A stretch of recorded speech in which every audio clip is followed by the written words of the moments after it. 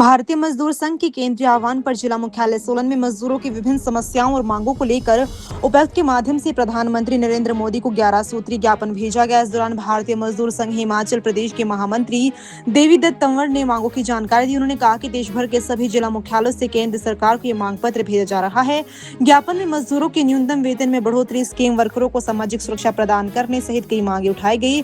संघ ने ASHA worker, anganwadi worker, mid day meal worker और एनएचएम कर्मचारियों को सामाजिक सुरक्षा के दायरे में शामिल करने की मांग की।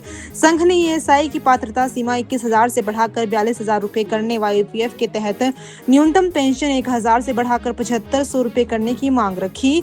इसके अलावा उद्योगों में मजदूरों के हितों से जुड़े प्रावधानों को मजबूत करने और यूनियन बनाने की प्रक्रिया में आ रही अड़चनों को दूर करने की मांग भी की। देवीदत्त तंवर ने कहा कि काम की घंटों को लेकर स्पष्ट व्यवस्था होनी जरूरी है। उन्होंने मजदूर से जुड़े अन्य मुद्दों जिसमें ग्रेच्युटी संबंधी मांगे भी शामिल है पर सरकार सकारात्मक कार्रवाई की उम्मीद जताई। इस अवसर पर सोलन मंडल अध्यक्ष सुजीत राणा, प्रदेश मंत्री नेकराम ठाकुर, नरेश ठाकुर, मेरचंद, तेरेंद्र और बुद्धि सिंह सहित अन्य पदाधिकारी मौजूद रहे।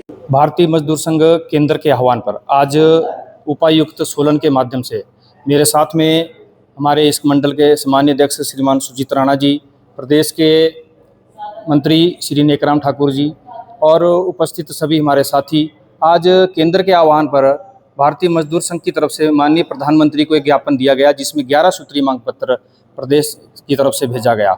ये मांग पत्र आज देश के अंदर सभी जिला मुख्यालयों से भेजा जा रहा है, जिसके अंदर हमने जो न्यूनतम वेतन है उसको 30,000 करने की मांग की है और जितने भी हमारे स्कीम वर्कर है, आशा वर्कर है, आंगनवाड़ी वर्कर है, मिड डे मील वर्कर है और जितने भी एनएचएम के कर्मचारी है उनको सामाजिक सुरक्षा में लाने की बात की गई है। ईएसआई का दायरा 21,000 से 42,000 करने की मांग की गई है और साथ में ही ईएसआई की जो ईपीएफ की जो पेंशन है उसको 1,000 रुपये से 7,500 रुपये करने की हमारी मांग की गई है। आज हमने माननीय उपायुक्त के माध्यम से देश के प्रधानमंत्री आदरणीय श्री नरेंद्र मोदी जी को ये मांग पत्र सौंपा है, जिसमें हमने हमारे साथ जो हमारे सभी साथी थे इस मंडल सम्मानीय अध्यक्ष सुजीत राणा जी थे, नेकराम जी थे और हमारे नरेश ठाकुर जी थे, मेहरचंद जी थे, तरेंद्र जी थे और अपने बुद्धि सिंह जी थे। आज जो प्रदेश की तरफ से आह्वान हुआ है और ये प्रदेश के हर एक जिला केंद्र से हमने आज ये मांग पत्र केंद्र सरकार को भेजा है। इसमें मूलतः तो मुख्य जो हमने मांग रखी है वो जो मजदूर विरोधी प्रावधान है उनको हटाने की हमने सरकार से इसमें पुरजोर मांग करी है और इसके लिए भारतीय मजदूर संघ बहुत पहले से प्रयास भी कर रहा है और मुझे लगता है कि बहुत जल्दी इस मांग पर विचार करेगी और भारतीय मजदूर संघ को वार्ता के लिए बुलाएगी और ताकि वो जो मजदूर विरोधी प्रावधान है उनको हटाया जाए।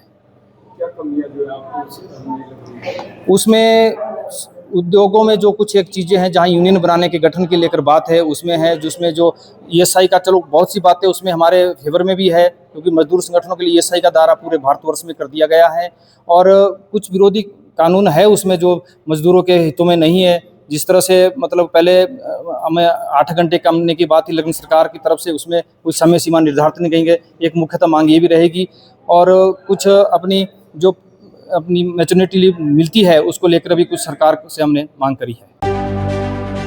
Rising from the Himalayas, a university for the new India driven by innovation. From cutting-edge research to leading startups, Shulini students learn to shape the future. Shulini University.